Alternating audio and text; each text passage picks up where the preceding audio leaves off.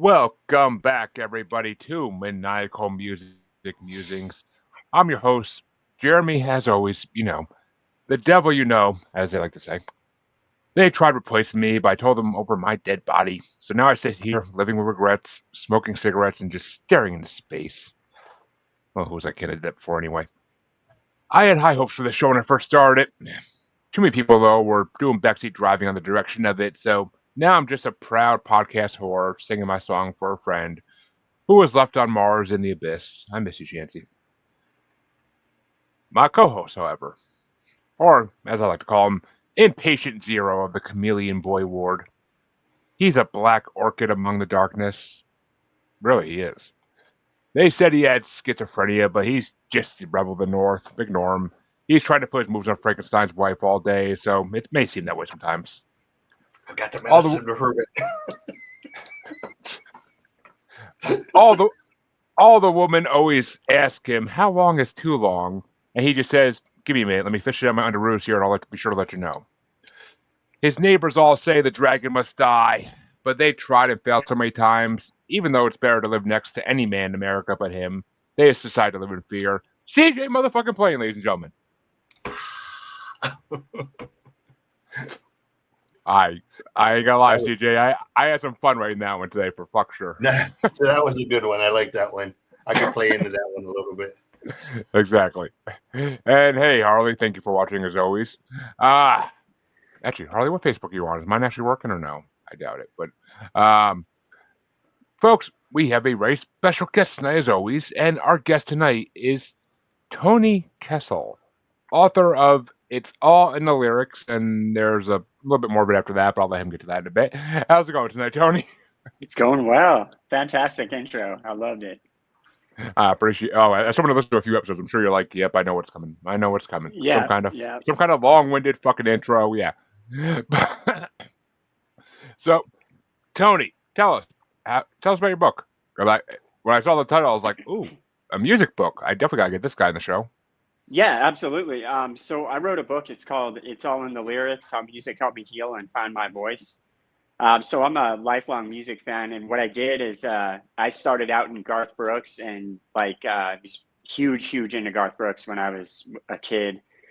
Basically, kind of helped me through the transition as I went into foster home. And as everybody knows, he retired in 2000, and I had to figure out what to do with my life. And so I left from Garth Brooks, 90s country. I had this weird pop phase, and then I started getting into radio rock, like Matchbox 20, Fuel, Creed, that type of stuff. And then I went full-fledged into nu metal, Slipknot, Korn, all that stuff. So nice. Really what I did is back in 2017, Garth Brooks came to Las Cruces, New Mexico, and my wife got me tickets for my birthday. And I was sitting in this concert, just reliving my life. And I was like, what in the world happened? How do I go from just being this obsessed, all I listened to was Garth Brooks, to this metalhead, And so I'm in the National Guard, and I was drilling in Roswell, New Mexico. It was about 180 miles or 3 hours.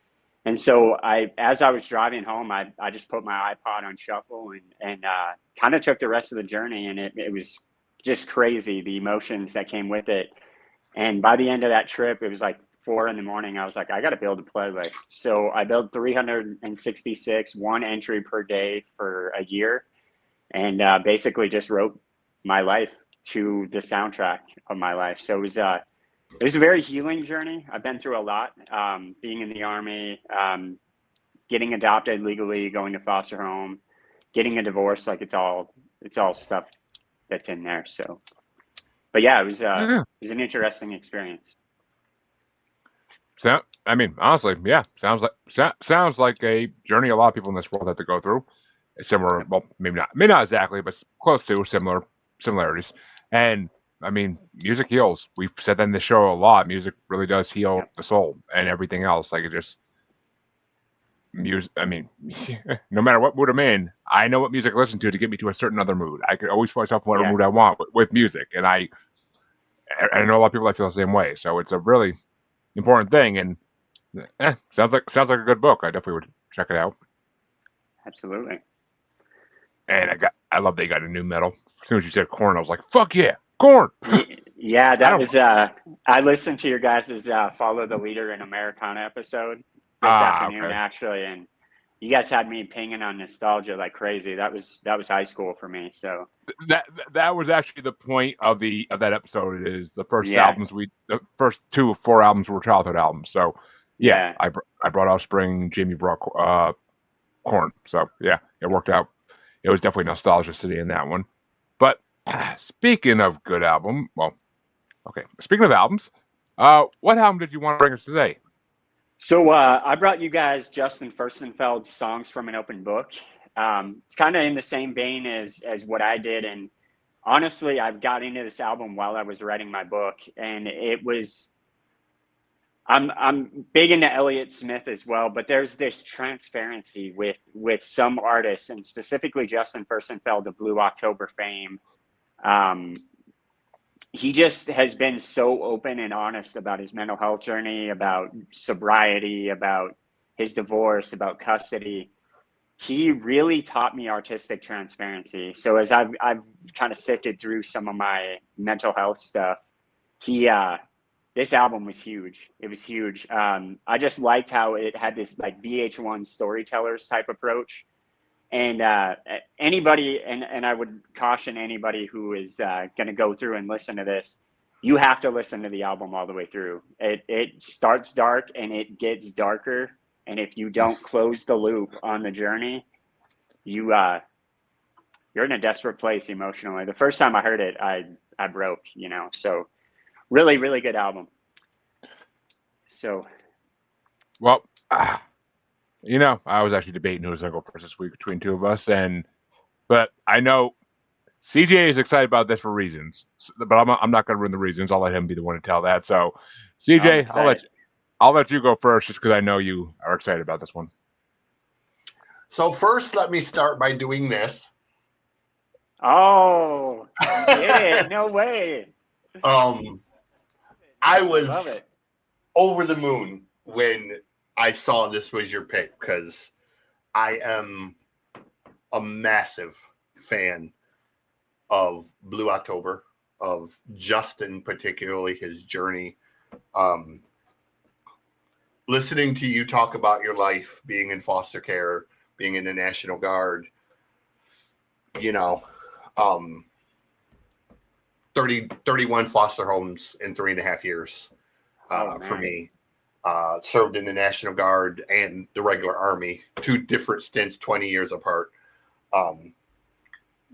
Why, after being in the regular Army in the late 80s and early 90s, I decided to go back in 2009 to serve in the National Guard.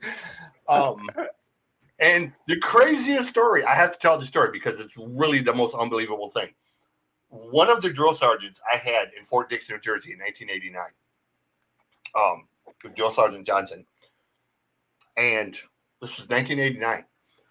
And when I went back in 2009, because it had been so long, he said, you have to redo basic training. So, basic training at Fort Knox, Tennessee. I walk in.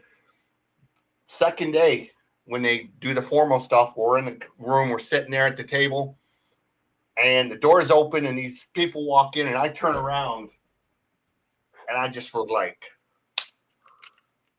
no fucking possible human way. And they walk to the front of the class, and they line up. And I'm looking at them, I'm like, how in the fuck did I end up with the same drill sergeant 21 years apart on opposite sides of the country? And he started walking back and forth, and he stops at me, and he looks at me, and he took 3 steps, and he turned around, and he looked back at me and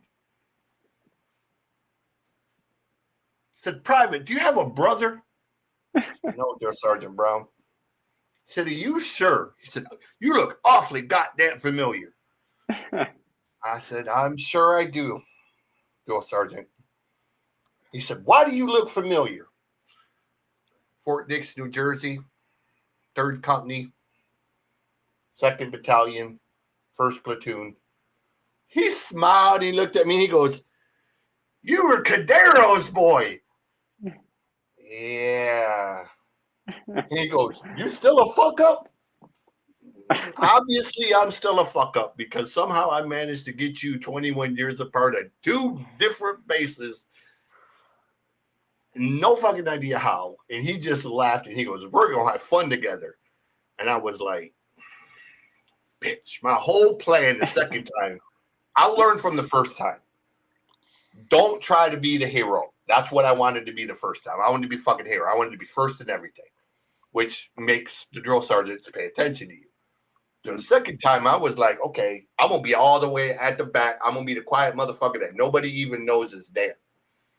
From that second on, every time he walked in there in 166 people, "Where's Private Plane? He needs to be up front." Motherfucker, son of a bitch. And it was just like, I got no peace at all, dude. And it was like, okay, I pissed somebody off in a former life. This is my karma, obviously. But anyways, back to Justin. I'm a massive fan of Justin. So this was, next to you picking home. Yeah. This is as perfect of a choice as anyone could make for me. So, Awesome. Thank you. Yeah. I love the tattoo. That's good. Good ink. Yeah, that's I'm going to see them in November, and I'm buying the VIP, and I really hope I can get Justin to sign it so that I can have the other part to it, but Yeah. I just want him to know, like you said, what his music and his lyrics and his journey mean to somebody who has been in the same exact place. Yeah. The breakdowns at 3 a.m, Yeah. fighting for custody of your kids, going through a brutal divorce, Yeah. Being diagnosed as bipolar with intermittent explosive disorder. So I feel his lyrics to the very, very bottom of my soul, man. So thank you for an amazing choice. Thank you. And before I give my opinion, hey, Jonathan, thank you for watching. I know you put that up a while ago. I just wanted to wait for a good moment to get in a break there. But, okay. When I first started listening to the samples of this album, when you first sent it, at first I was like, oh God, no. Oh God, no. Not one of these guys. Not one of these types of albums. And I listened to it this morning, first thing. And as soon as I got to work, I put it on when I started going through my emails. Might not have been the best time of day to listen to an album like this, just saying. But I found that out the hard way. Because this album depressed the fucking shit out of me. Like, even at the end, I'm still depressed at the end of it. I'm like, what the fuck? Like, he has a good voice. I never really got into Blue October. I don't think I ever gave him a chance. I might know 1-2 songs they did, maybe, if they were popular enough and I've heard them on radio and whatnot. But I never really, nobody ever really said to me, hey, listen to Blue October. Like, that never happened. So, they never really crossed my path. This album is definitely different. I mean, when it went to that second track and all of a sudden it's like him talking from an audience, I'm like, did this put some kind of playlist on instead or something? I'm like, what the fuck is this? I'm like, is this a comedy album now? So I'm like, all right. Like, I'm like, all right, does this guy do stand-up comedy in between his songs? Is he that kind of like performer? And I was like, all right, this isn't stand-up comedy. After like hearing like a couple minutes, I'm like, this is not stand-up comedy. Okay, I mean, it is in a way, but it's not. It's life. It's his life story. And as the album went on, I kind of got the gist of what it was about more. I'm like, all right. I'm like, I listened. It was a freaking long album. I listened to all of it. I honestly don't. I can't say. I don't think I added one song onto my Spotify like list because it wasn't hitting me. I may have to go back and visit it again, maybe later in the day when I'm more perky and more awake and not like already pissed off because I'm at work and it's the morning. So, I mean, I don't know. I mean, I could definitely relate to a lot of the topics he hit on in ways. I could definitely I've been where he's been some points, not definitely not all of them. Like my life never got that bad, thank the fucking Lord. But it's some points he's been on. I mean, I think any man could relate to some point of his album. There's some point there where they could say, "I've been there, I've done that." So I think it's an album that definitely need to get made. But I can't say I loved it. It was definitely good. It was definitely good. Something I'm glad I heard once at least. But can't say it's something I'm gonna go back and blast in my stereo in my car while I'm driving because I might get put on some lists. But No, but it's a funny thing, dude. My friend Laura in Arkansas told me, she got me into Blue October. She said, listen to this band. And the first time I listened to it, my reaction was, this is the most horrible thing I've ever heard in my life. Why the fuck would anyone listen to this? Yeah. And she goes, you're just not in the right frame of mind. And I'm like, there is no correct frame of mind to listen to whatever the fuck this is. And can I ask what album it was?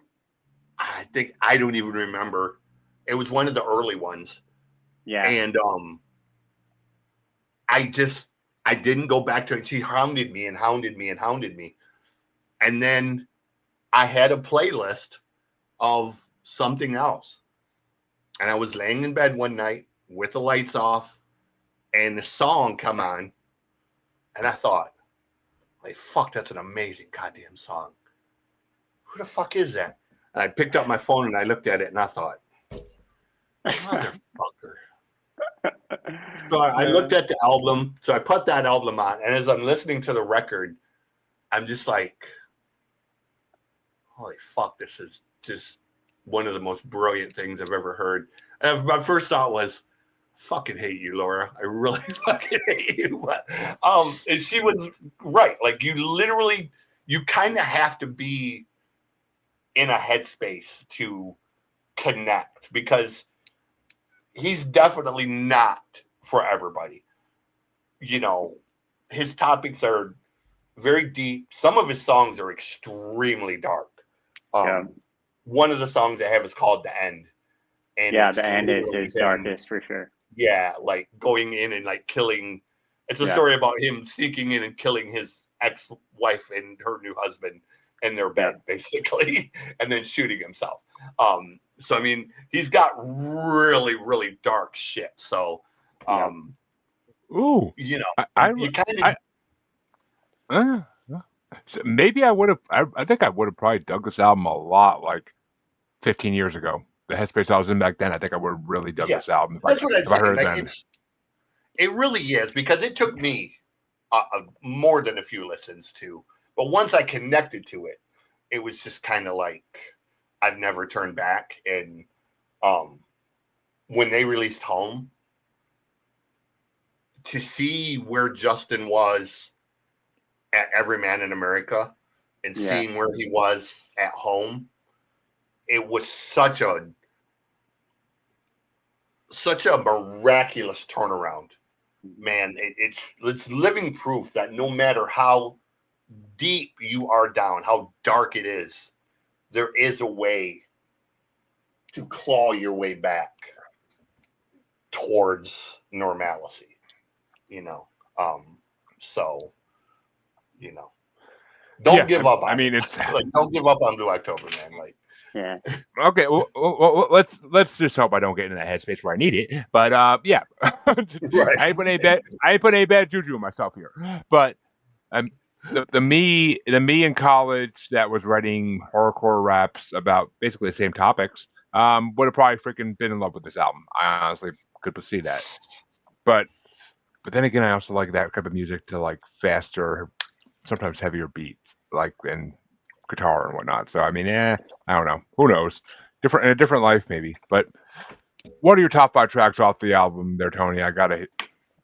For you and CJ, this is gonna be an interesting battle, I think.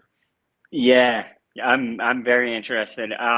So I actually only picked top 5, and then I heard you guys do honorable mentions in another one. So I'm gonna throw some honorable mentions out real quick. First and foremost is Hate Me. That's gonna be on honorable mentions. It's their biggest hit ever, but it's got to go on the honorable mentions on this one. Worry list is huge, and then schizophrenia is also a very big deal. So I'm gonna start off at number 5. It's The Sound of Pulling Heaven Down. I'm a lyric guy. I write and record music. I'm sitting in my home studio that I'm building right now, and some of his best lyrics that he's ever written are in Sound of Pulling Heaven Down. I wish I wrote When Hell is Jealous of the Rain. I wish I wrote that. It's just a poetic.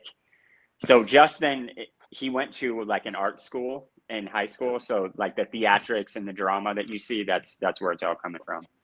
So yeah, number 5, Sound and Pulling Heaven Down. Number 4 is Chameleon Boy. And kind of going back to CJ's point, and I'm going to bring this up again later in Ray Wilson, but he asked the question, he's like, where did all those idols end up? They've all passed away.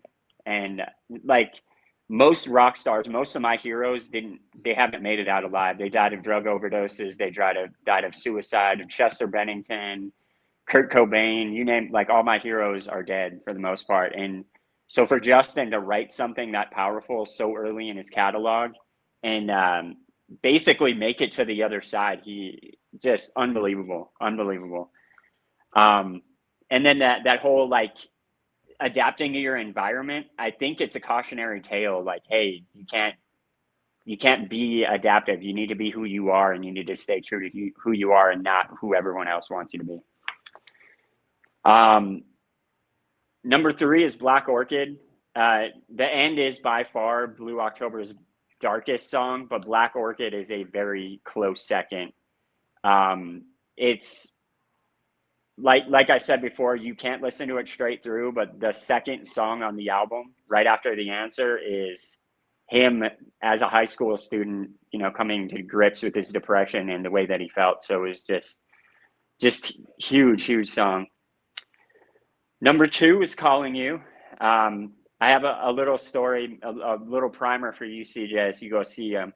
So Calling You is my youngest son, who he was born with heart issues, and it's his favorite song on the planet. I used to rock him to sleep to Calling You almost every night, and he wouldn't go to sleep until I would play it, the acoustic version, and sing it to him.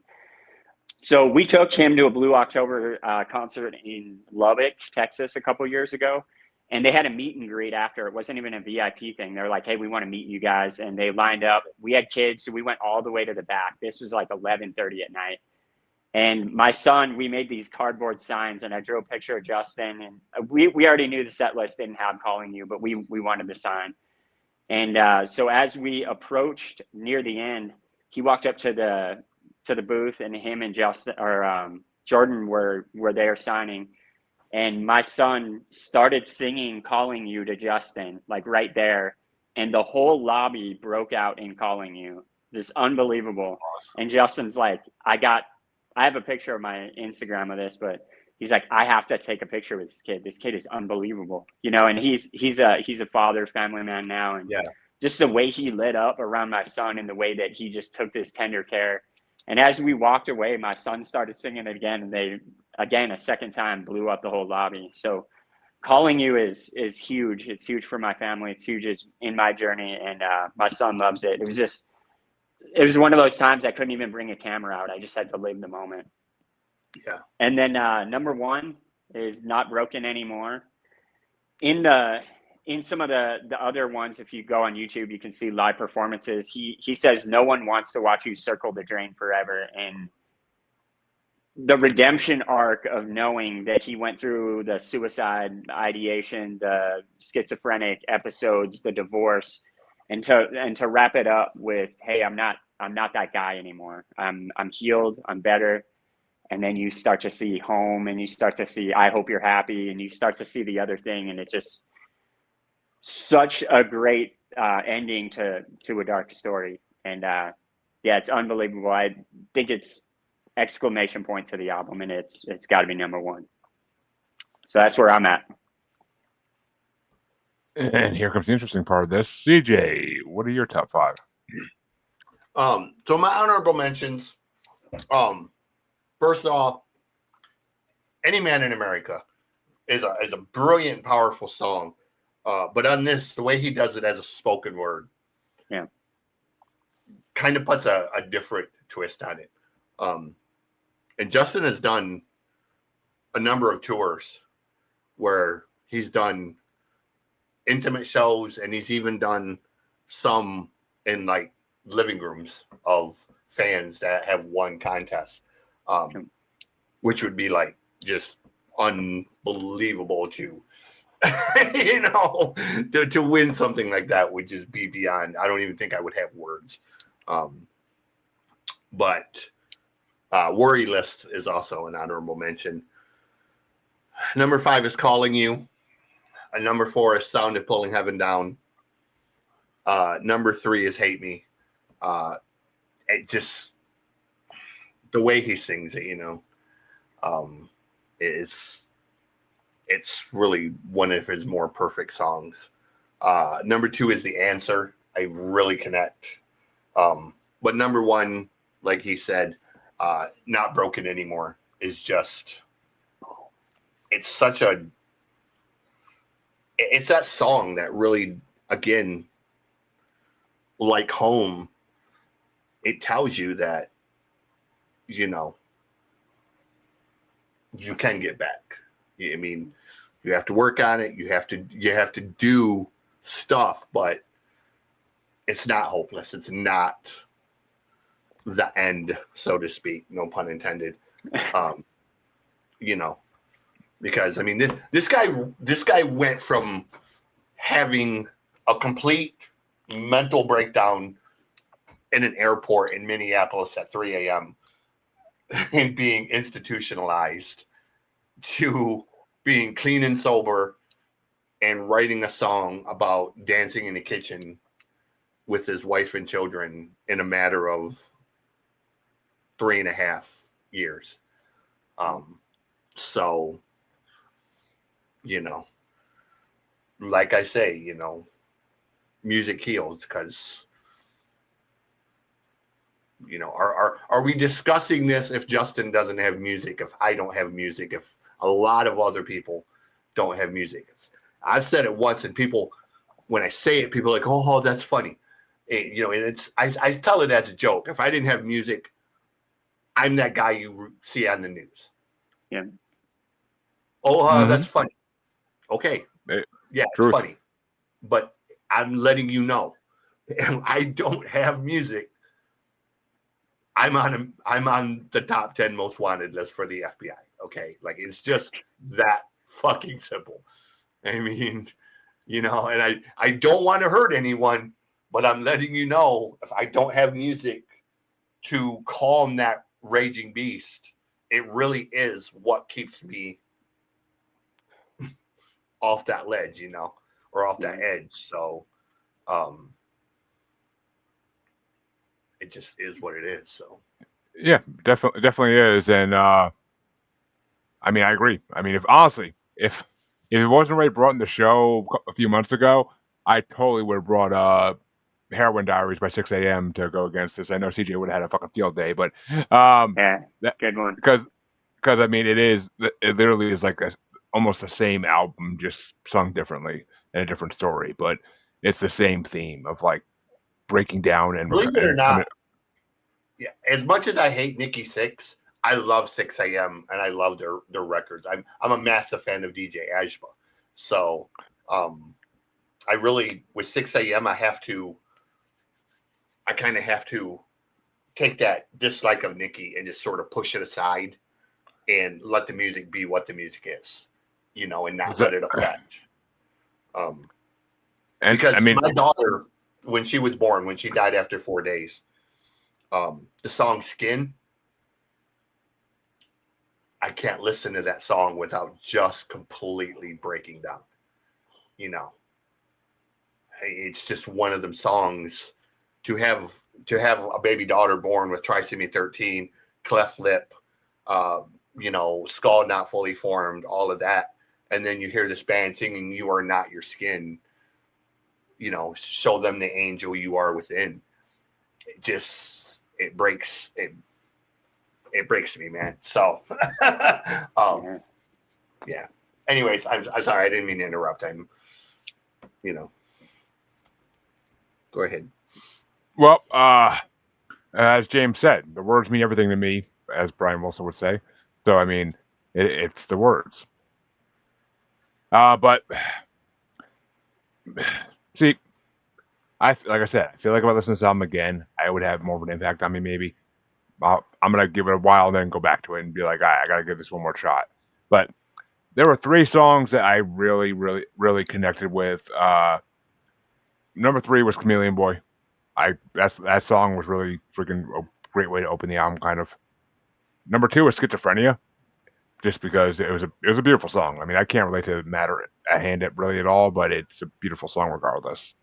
And my number one was Black Orchid. That song stuck the hell out to me so much. I actually really liked that song. Like Black Orchid was a really good song. So I mean, I couldn't even pick a top five of it. 'Cause I didn't want to pick the freaking spoken word bits. I thought that was kind of cheating, so I didn't want to do that. But yeah, it's just I don't know. I didn't want to do that. But yeah, maybe I don't know. Maybe as I get older, it'll have more meaning to me. Maybe. Hopefully for not the reasons it would have means to me for some people, but we'll see. We'll see what life brings us eventually. But CJ, what album did you want to bring to match with Justin here? So as soon as I saw his pick, it kind of was a challenge to me because I got to find a record that has some kind of impact similar to a record that is really, really hard to match on that level. Like Blue October, like when you start trying to find a band or an artist that has that same kind of lyrical impact, it's really, really hard. This is one of those records to me. Ray Wilson, some people know him, some people don't. I believe he's grossly underrated. I think he's a brilliant singer and songwriter and should be universally loved and known. But again, my opinion. So I brought Ray Wilson Song for a Friend. I wrote songs, but it's Song for a Friend from 2016. So, Which Tony, what did you think of this album? Are you familiar with Ray Wilson or no? I was not. I was pleasantly surprised. This album had a lot of the same intimacy as Justin did, in my opinion. Like it had this feeling like sit at Ray's feet and hear him talk. You know, that it had that. I'm a '90s country guy, like so it had that feel. And then, like I said before, most of my heroes are dead. You can tell this guy has grunge influence, like massively. So when you look at like the big 4 or 5, your Eddie Vedder, Kurt Cobain, Chris Cornell, Scott Weiland, you look at all Lane Staley. Sorry, almost forgot Lane. You look at those guys; they didn't make it out alive. And so, like Justin said, he brings the same grunge sensibility, but he brings this maturity with it that is grunge all grown up. Is what I kind of called this album. I kept thinking. So my top 5 was number 5 is Trident. Hold for that. We'll get to that in a minute. It's all good. But yeah, as far as Ray Wilson goes, I never heard of him. Never knew the name. Never heard one inkling of him in my life. I actually I listened to this album after I listened to Justin's. So I was depressed as fuck when I went into this album, and it kind of uplifted me in a way. Like it kind of like the songs. I mean, yes, it's the same theme almost in a way, but the songs are more like positive sounding. I don't know if that's even like a way to describe it, but they sound more like they uplift you a little bit more. They're just more positive. The guitar is a little more like happy sounding. So it's if I'm not mistaken, he's Irish, I think. Scottish. Oh, even better. I'm part Scottish. That was even better. But so like I love any music from that part of the world. Like I always can relate to it, and I always can like kind of mold with it and meld with it in some ways. It's just like, it's something about it, and certain elements of some of these songs are freaking amazing. So I enjoyed it. I mean, I'm not gonna say I'm gonna go back and check out his whole discography just because I don't. I mean, it's not something I'm dying to do, but yeah, maybe someday if I actually am looking for music, if I'm trying to find music someday, maybe I will go back to him as well. But I just I enjoyed the shit out of the city though. I mean, I definitely could get in with it more than Justin. I actually threw a few of these songs into my like list on Spotify. I'm like, all right, if this comes on while I'm driving, I'm not gonna like go crash into another car or a building just to make it stop. So I can definitely dig this music for her other times. So yeah, I even had honorable mention for this one. So it was a good album. I was happy you brought it. I was like, all right, cool. I was like, please don't give me the same thing again. Please don't. I think if I get any more depressed today, I might have to go to the roof of the building and take a little leak. But it's and I wasn't even that tired this morning too. That's the thing that killed me. I was like, I'm not even freaking that tired today, and this shit's really bringing me down. What the fuck? But yeah, it was the way I listened to them, and I did that on purpose because I had a feeling. The way I listened to them kind of made me it reversed the effects. So, but okay, now Tony, what were your top 5 from Ray's album? Sorry, I'm new here. It's all good. So number 5, Tried and Failed. Really, really good. I think I like lyrics, and I really liked I'm Not About to Become Another Tried and Failed. That whole like just seeing something and knowing that it's not good for you and just avoiding it.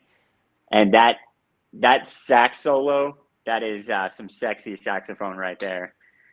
Number 4, Parallel Souls. This is when I talk about sitting on the porch. Parallel Souls was it. Like I just felt like, yeah, it's just so intimate, and that Two Lies hook that he's singing, just awesome. Number 3, Cold Light of Day. To me, this was the best guitar work on the album for sure. Just really vibing with the guitar, and there's again some wisdom there. Like not burning bridges and forgiving people and just keeping things clean. Number 2, Old Book on the Shelf. I think unbelievable opener. Just the comparison of him and his life, and you just see him in the lyrics when he's just talking about a book, and the bookmark and being warm.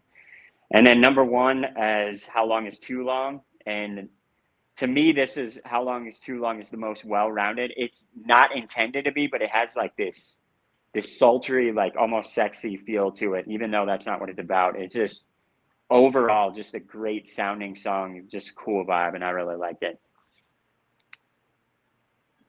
Oh shit. CJ, what about you, buddy? All right. So let me give a little background here. You're correct on the grunge influence. He actually had a band called Stiltskin in his early days that was very similar to like sort of a Pearl Jam-ish. After Phil Collins left Genesis, he was actually who Genesis chose to be the new singer for one record, the Calling All Stations record. He was always a Pink Floyd fan, so after Stiltskin broke up and Genesis sort of threw him to the curve because the fans were all like, he's not Phil Collins, blah, blah, blah. And instead of listening to the record, which was a really phenomenal record, but yes, he's not Phil Collins. He never tried to be Phil Collins. Why would you want to be Phil Collins? Jesus Christ. Well, I mean, the fans didn't buy into it, and the band sort of broke up and stopped recording at that point. And Ray went. Ray lives in Poland now. He is married to a famous ballerina, Polish ballerina. So they live in Warsaw. This record was actually released at the same time as Makes Me Think of Home. So he put 2 records out at the same time, almost 36 songs between the 2 records. And they're kind of similar in tone. So with all that said, this was the more introspective one. Makes Me Think of Home kind of has more of a Pink Floyd Division Bell-ish tone. So for me, this particular record, number 5 is Well, honorable mention is Cold Light of Day. Is a great song. Number 5 is Backseat Driving. Number 4 is Tried and Failed. Number 3 is Old Book on the Shelf.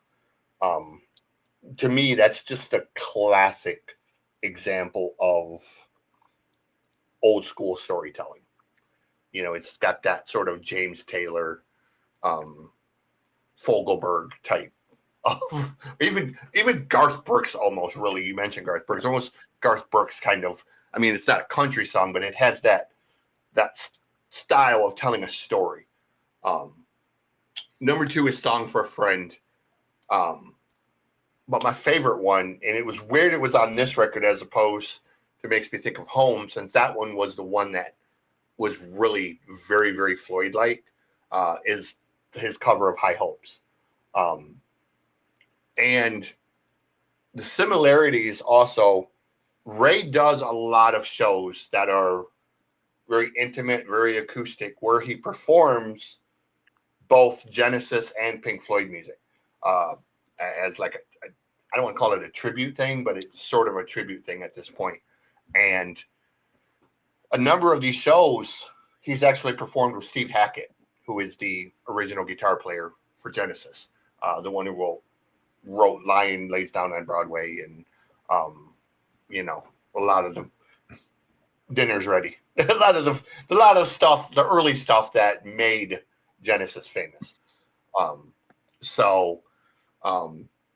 The fans didn't take to him as a Genesis singer, but the former guys like Peter Gabriel and Steve Hackett have sort of adopted him and performed shows with him.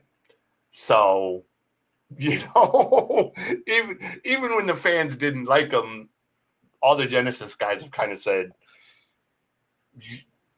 you're okay with us. So, yeah, I'm a massive fan of Ray, and I think people should know him.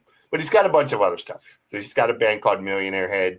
He's got Stiltskin. He's got a solo stuff. I believe there's also one called, what's the other one? Genesis Revisited is the other one he does with Steve Hackett, where they do the Genesis stuff. So, I mean, he plays a ton of shows. So, yeah. Yeah, I mean, he definitely impressed me today a little bit. Like I said, I had an honorable mention, Backseat Driving honorable mention, because I love that line, "Who on earth is listening to you? It isn't me." Like, that's funny as hell. Like, I enjoy that. My number 5 was the Teletrack Song for a Friend. It's a really good song. Number 4 was How Long Is Too Long. Mainly because I was just thinking about, I was thinking about what I was going to use it for in the intro today. So I'm like, I can use that song title for something good. So I'm thinking about that the whole time I'm listening to it. So I enjoyed it for that. My number 3 was High Hopes. That was a really good song. Didn't realize it was a cover, but it's a Pink Floyd cover. Well, that's why I don't realize that I fucking hate Pink Floyd. But I'm surprised you didn't know that. That's one of Nightwish's most famous cover songs they've done. Their song is Higher Than Hope, not High Hopes. No, that's High Hopes, dude. It's the Pink Floyd cover because Tomas is singing it as opposed to everyone else. It's the only song that Tomas sings for Nightwish. Have I even heard? Oh, maybe I haven't heard that. Yeah. I actually don't think I've heard that. Popular. I know they have a. I know they do covers. Symphony Destruction's. Well, I made the mistake on a reaction of doing a reaction to that and commenting that I didn't think Tomas had the right voice. It was a very serviceable couple, but I thought Tomas's voice wasn't as good as, say, Troy's or Marco's would have been on it. Ooh, bad mistake, bro. Nightwish fans fucking roasted my ass fierce. You don't know nothing about music. You're fucking blah, blah, blah, blah, blah. And I'm like, if I know anybody, bitch, I know Pink Floyd. Okay, 166 records, 47 shirts, posters. I know Floyd. My email address is literally floydiandreams@hotmail.com. Like, calm down there, Boomer. Sorry I didn't like the cover, but Yeah, I mean, it's. I never can get into Floyd. Another Brick in the Wall is like the only song they ever did I actually liked. But my number 2 was Over My Dead Body. Are you living with regrets, smoking cigarettes, staring into space? I've done that a lot. So like that's a lot of nights of my life just sitting outside in a chair on the porch, just fucking like smoking cigarette, looking into space, like fucking yeah, hell yeah. And number 1 was Tried and Failed. The trumpet in that song, at least I think it was trumpet. I couldn't tell. I was like going back and forth between trumpet and saxophone for a minute, but I believe it was trumpet. Like it's amazing. I listen for that type of shit in music, and when I hear like any kind of brass or woodwind instrument, I freaking love it. So as we all go ahead. I'm sorry. I was saying, that was recorded by. Motherfucker. As anybody who listened to the last episode knows, when we talked about Stardust, that type of adding shit into music is phenomenal.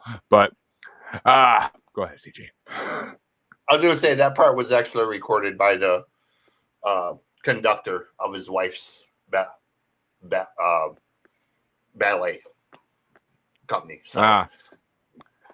So what is it? Is it a saxophone or a trumpet? Because I thought I'm not sure. I just know that it says Svetlana's.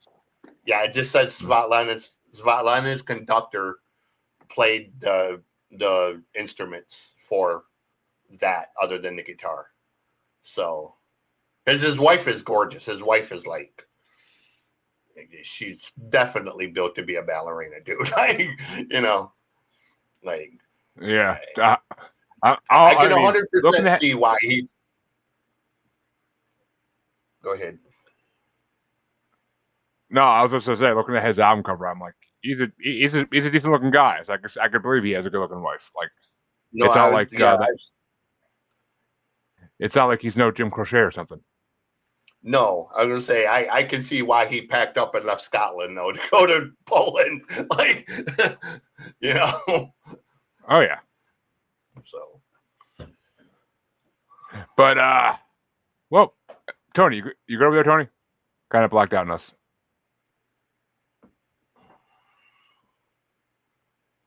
Oh. He's working on it apparently. But technical issues, folks. Technical issues.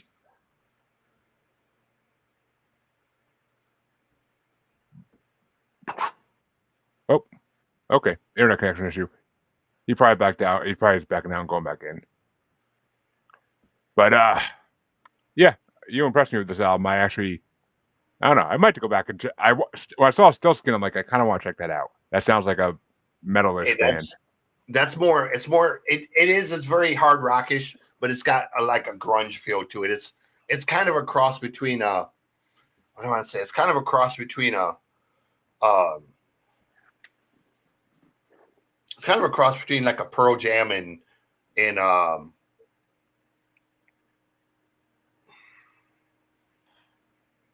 not making me like it so far. Something along that line. It's got that sort of. It's got that sort of Pearl Jam tone, or sort of almost like what I can't think of the other band. I'm thinking there's another Seattle band. Don't say Nirvana. No, it's not Nirvana. It's Mudhoney. Oh, God damn it! It's gonna piss me off now. Well, CJ figures that out.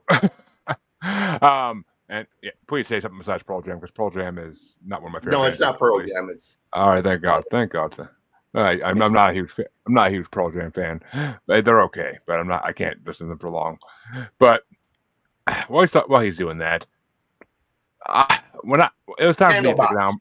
Candlebox. That's what I'm thinking of. Oh yeah. That's sort of a Candlebox tone. never really listened. I know who they are. I just never really listened to them that much either. But so it came time for me to pick an album for this week, and when I got Tony's choice, I was like listening to it. I'm like, who the fuck am I matching this against? I'm like, I don't know. I'm like, I can't think of any music I really listen to that really relates. Like, it matches up with this like singing style or this slowness. I'm like, yeah. I looked at the year. Actually, I know I didn't even look at the year for this one because I was just like, you know what? I'm like, this is the singer from a band doing a solo album. I'm like, I'm gonna go off that, and I'm gonna pick another singer from a band doing a solo album. And I was like, you know what? I've been trying to bring on this album on the show for the last fucking 6-7 months since it came out, and I haven't had the opportunity yet because nothing really hit it, like struck me to bring it on yet. And I was like, it's time. It's freaking time because I've been rocking out this album since the day David came out. So I decided to bring the former bass player and lead male singer of Nightwish, Marco Hietala's "Roses from the Deep" album, his newest solo album. He's done two of them, but this is the newest one. Um, it's the better one in my opinion. But I freaking love this album. I think he did an amazing job. His voice is so freaking good, and I think it's him playing lead guitar in it too. And the guitar in it is phenomenal, like throughout the whole CD. So I had to bring it. I got I'm like, I'm like, I already know CJ's gonna like it. So I'm like, I'll see what the guest thinks, but I know CJ's gonna like it. So I'm like, I gotta bring this. I haven't brought it yet, and it's kind of a fucking shame.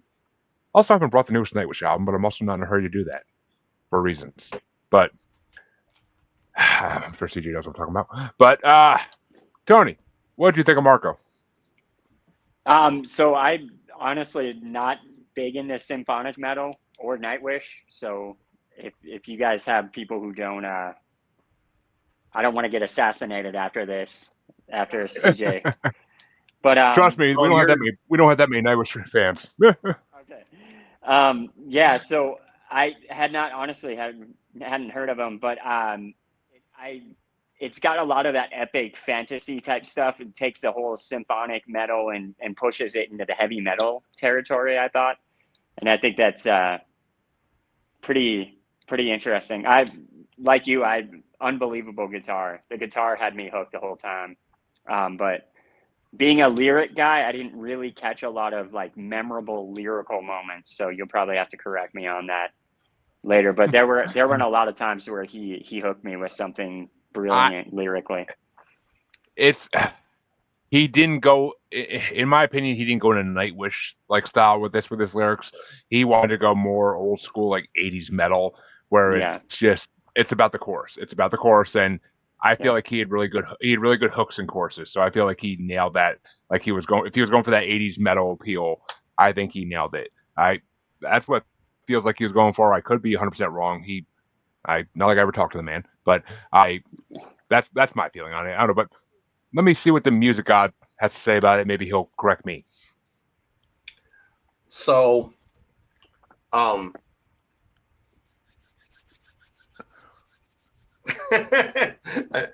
trying to choose my words carefully here. This is a record that, on the musical side, I absolutely love and adore. I am not a fan of Marco's voice as a singer. When he sang with Nightwish and he was combined with Anna or Floor, it worked as a combo. I don't think Marco is a strong enough singer to carry an entire record by himself. Like, he wouldn't be my choice as the lead singer. He's not terrible. I'm not saying he's terrible, but I think these songs would be so much better if he had an actual singer, which, one of the songs is a perfect demonstration of. Yep. So, I like the record. I like Marco as a person. I think he's a phenomenal person. I think he's a phenomenal bass player, songwriter. I love the work that he does with his brother in the band Tarot, which is kind of more of a pure metal.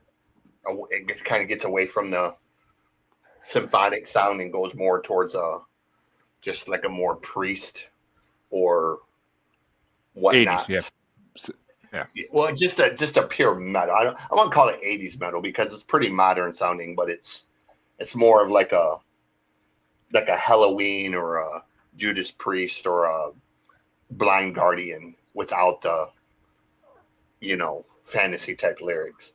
But it's him and his brother's band, and they haven't done it in a while. He's also part of Northern Kings. Northern Kings. I brought them on the show for an episode. They did not get love. But Northern Kings are a band that takes a whole nother show because, again, too many chefs in the kitchen. Let me just put it with Northern Kings. Yeah.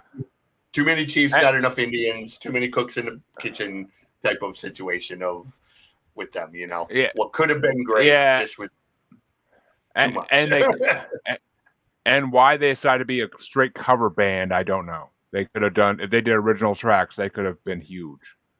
I think that's the biggest problem is they had no creative output because they were just covering songs. The only thing they could really change is the way they sang them and maybe the way they play them. The songs slightly. They chose to sing were also an issue. Like Marco trying to sing Journey was just like it hurt. It hurt. That's a questionable band for anyone to sing, especially someone that sounds like Marco with a deep vibrant voice. Like that's just not.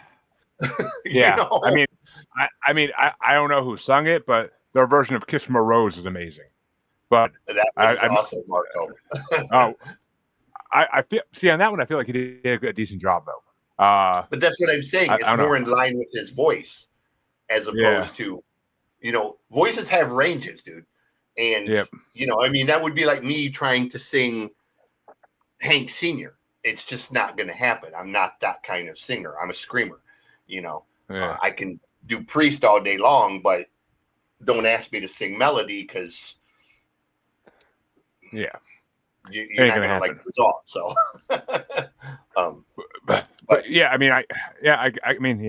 Marco is. He's for. but that's the thing with Nightwish. I always loved the songs he had vocal in, like his verse on Planet Hell is freaking phenomenal. So I always liked his voice. Like, he definitely killed the Journey song. Don't get me wrong, he definitely killed that. Oh my god! But I think I skipped that song after I listened to that. Every time that comes up, I'm like skipping that song. But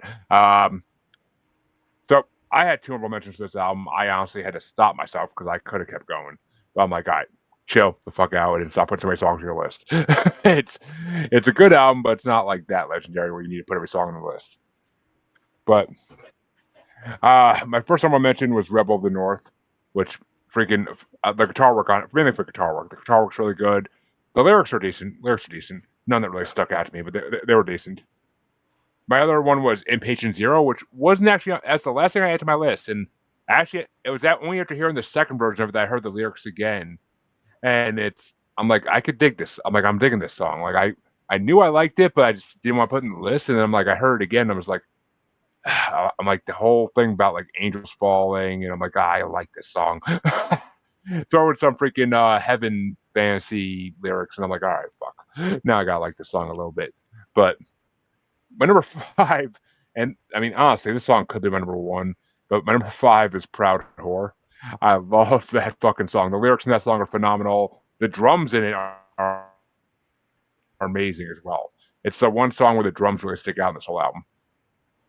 My number 4 was The Devil You Know, because it's just a really good song. The guitar is perfect on it, and like the theme behind the lyrics is really good as well. Like you said, none that really like. There's no one-liners draw you when you're like, ooh, that's perfect. It's just a really good metal song. My number 3 was Left on Mars, and CJ kind of brought up this for a second because Left on Mars, Terra's on it, and anything Terra's on, it's Tarja. Tarja. What I wanted to say that, but I didn't want to fuck it up, so I was like, yeah. But the J is silent. The J is silent. So many people that are like Terra or Tarja.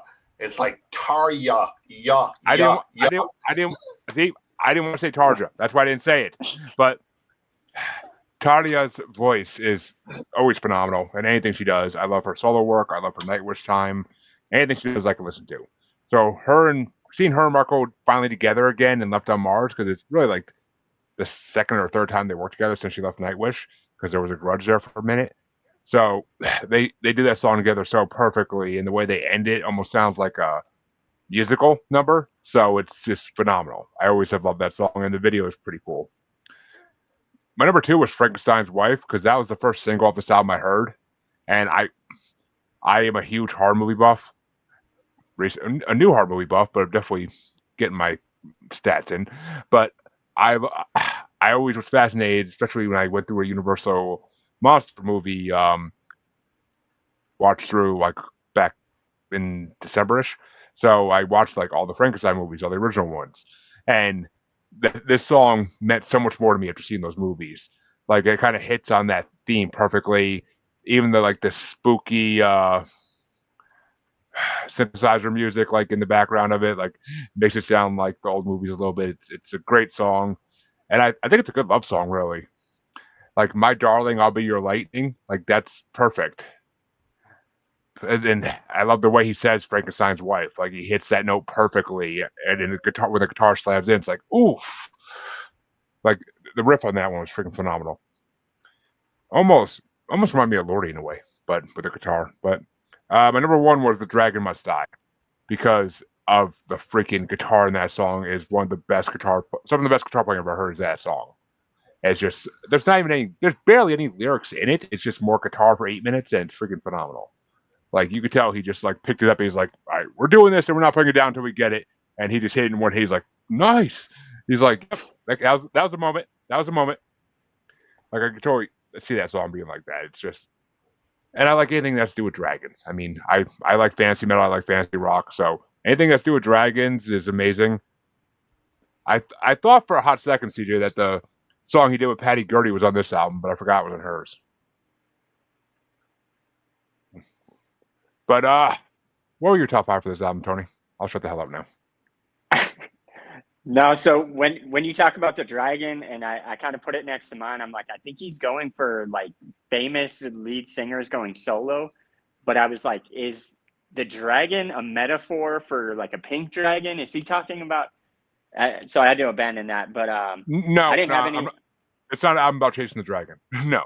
Straight up, I figured out after a second listen, I'm like, he's talking about a real dragon. This is Eternal War right here. So for number five, I picked Left on Mars. I agree wholeheartedly with you. I believed the duet between him and Tarja was fantastic.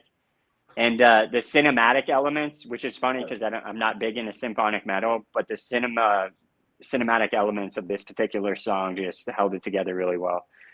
Number four was Two Soldiers. And I think CJ was referring to this one. The lower male vocal in that just kind of helped tie everything together. Number three, Impatient Zero. You guys are going to love this. I put it on the list because I kept hearing Led Zeppelin's Whole Lotta Love. Like as I was listening to the song, I'm like, this almost sounds like a ripoff of Whole Lotta Love by Led Zeppelin. Super groovy. The guitar or the solo is very like Jordan Rudess-esque. It's got like a Dream Theater-y type element to it. Number two, Roses from the Deep. This is the only lyrics that actually caught my attention. So when he says color creeps in as you turn gray, and then the whole what did he say? I never told you I would come for you. Like I thought that was, like, hey, I just fought this battle and you waited for me. That kind of moved me a little bit. And then number one is Proud Whore. That filthy guitar riff, just filthy. I had to listen to that song multiple times. It's just awesome, well-rounded song, but filthy groovy guitars, and that's what I care about. So good song. I actually sent that song to my coworker Joe, and I'm like, this is gonna be your new karaoke song. Familiarize it. Like I'm like I would die seeing him do that. I really would. But I don't know. I almost forgot. I forgot about Proud Whore when I picked this album because I've heard this. I haven't heard the whole album in a while, and I forgot about that song. I was like, oh, how did I forget about this? But Yeah, all these songs are my life. I mean, I could have picked Roses from the Deep. I wanted to put in the list too, but by the time I got to that one, I was just like, list is too long. I can leave this off. But it's Two Soldiers is like only like the really song on this whole album I really don't dig too much. It's on my like list, I'm pretty sure, but I just don't dig it too much. It's just I don't know. I can't get into it like I do the other ones. But CJ, what were your top 5? So let me first say that guitar solo was actually Tomas from Nightwish. Oh no shit. Yeah. So he actually recorded that for them. And I get in trouble because I am not a fan of Tarja's vocals. I hate the way she was thrown out of the band. But I'm completely okay with the new singers. Like, I think both of the singers after her are so much better. But yeah, I know I'm of this single opinion of that. No, So I keep that opinion to myself. I don't think any of them are better. I think it's just different styles completely. Yeah. You keep saying you don't want to get in trouble, and then you keep saying, like, you keep digging. Like, Anna has the more melodic voice. Floor has the voice that can do both. So Floor Jansen really is the perfect singer for Nightwish. Yeah. But, so for me, I had 4 songs off of this record that, stood out above the rest for me. First one was Inpatient Zero. Musically, I think it's just a great song. It's got a massive groove to it. Number 3 is The Devil You Know. But my favorite 2 were, ironically, the slower songs. I like Marco more on the like folkish type of stuff than, like he really has a knack for playing really beautiful, epic stuff when he kind of just sits back and goes sort of Lord of the Rings ish. So number 2 for me is Roses from the Deep. But my favorite one is Two Soldiers. It's got JP Lapaluto, who was the lead singer of Sharon and also Poison Black. And Poison Black is one of those bands that JP's solo writing is very dark and very sardonic. He writes songs sort of. He's sort of like if Nightwish wrote a Wednesday 13 record, that's kind of what JP does. So he writes songs like The Luxury of Her Grave, Excuse Me Why I Kill Myself. His songs are very double meaning, very sardonic, but very dark, twisted sort of connotations where he talks about death, but he does it with a sense of humor. Almost. And this was one of those songs where he got away from that. And JP's got an amazing voice. And I stand on this mountain and say, if JP would have done the vocals for this whole record and just let Marco perform, this would have been almost a perfect record. Really. Like, I mean, I love JP, but Tony Kessel of Sonata Arctica would have been a great singer on here. It just needed a vocalist who kind of does this. I can actually now you got me thinking about it. And Chris Harms, Chris Harms, Lord of the Lost. Yes, if he's saying these, I could see him doing this album. I could really see him doing this album. I agree. I'm not saying Marco's a bad singer. He's really not a terrible singer, but I don't think he has a voice to carry a whole record. Again, with Nightwish, he had Tarja, he had Anna, he had Floor, he had Troy, Tomas, he had all of these other guys that were sort of part of almost a course where it worked to level out his voice. And, I don't think he's a bad singer at all. Like No, it's he not just to the needs point where I won't listen to him. It's just, he needs the right parts. yeah, And you know, like and Planet Hell when he does the freaking deep voice part, like that's yeah. perfect for him. That's perfect for him. He Um, masters that shit. But I mean, uh, um, oh, what's that he one? did he did pretty good in the Ghost Love score too, I think. But There's there's one Nightwish song that I really love him on. It was right before. I think it was on once. It was him and Tarja doing "Wish I Had an Angel." oh Um, yeah, that's he's yeah, amazing in that see, song. that's when Tarja sings and Marco together, where they just, Mm. you know, I wish I had an angel, and he balances out Tarja's high with his low, and it just has such a perfect melodic blend. And then you got that massive sort of bass that he adds to it. That Yeah, I mean, the techno beat with that, along with their voices, made that. yeah, it's as close to a perfect metal song as you could write. I mean, for me, like that's when Nightwish is fucking full on. Definitely been the. I mean, once is one of their most celebrated albums for a reason, but Yeah. it's literally been remastered more times than any other album they've ever done. So there's reasons. Creek But Mary's there Blood is you go. another one that. Yeah, he does a good job in that too. That I mean that's off once too, isn't it? Like that whole album he shined. But Yeah. well, folks, there you go. We talked about these albums thrice, and we threw you a lot of other random music facts just for shits and giggles. You're welcome. But we hope you had a fun time with us.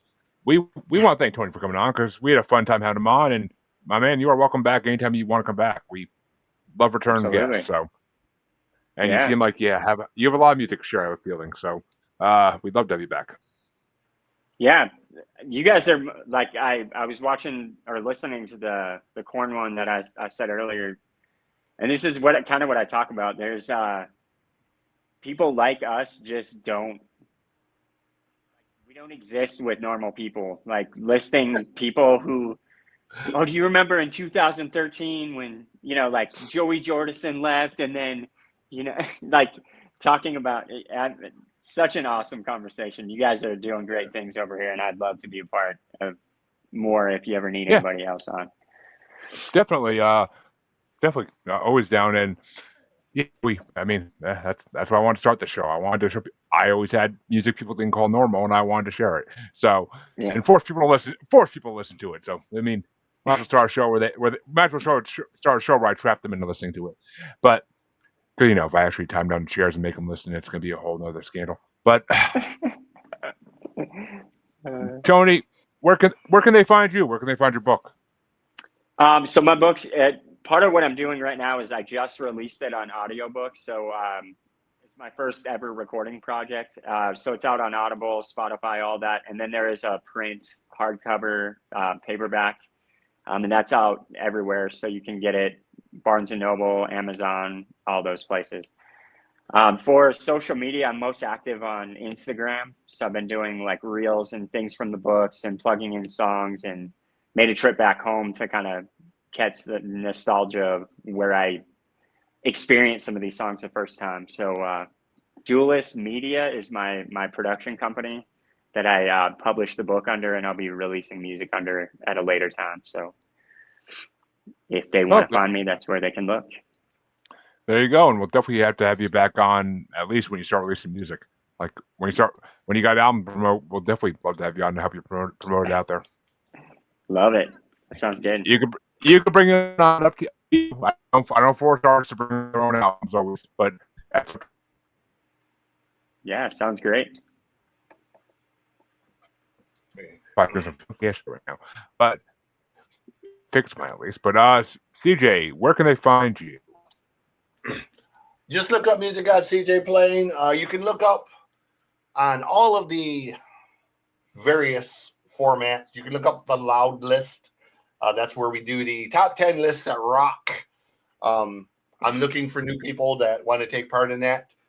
So if you have an idea for a top 10 list that you want to do, get a hold of me, or I can send you what's known as the big ass list of loud ideas, where I have hundreds of prepared topics about movies, TV, pop culture, and other random assorted shit like 10 worst Christmas gifts or 10 reasons working in customer service sucks, or, just anything your brain can come up with to create a top 10 list. We will make a top 10 list of it. And then also I have the noise report, which I kind of do this. I interview random people, run it off the rails, and talk about all kinds of crazy shit. As you see, I cover a lot of ground: books, pop culture, music, movies, geography, history, serial killers. Just And what that's you see on the screen, you'll find my ugly ass. and that's why we click, because we both hit everything in the freaking world. I've done serial killers. I've done more shows about serial killers than I like to admit, or than people need to see. But yeah, we got to schedule some. We got to schedule some episodes to allow us. We keep meaning to do it, and we keep fucking up and never actually scheduling dates to do it.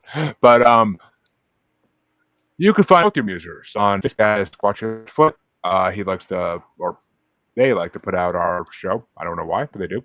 You can also find us on the Gram and X as at Juggalo Bastard, where we stream live on X, and Instagram we post random shit once in a while.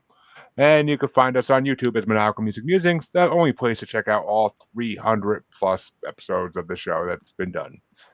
Literally the only place, because Spotify catchers, well, not Spotify, but podcatchers suck, and they make you, if you change one damn freaking time, you lose all the episodes you have in Spotify and everywhere else. Pissing me off to this day. But 100 something episodes, goddamn it. But come back and see us again next week. I believe next week we already have our episode next week should already be set up, and if I remember right, it's some 3 good albums. So come check it out. Until then, have a good one, everybody, and we'll thank Tony one more time for coming on.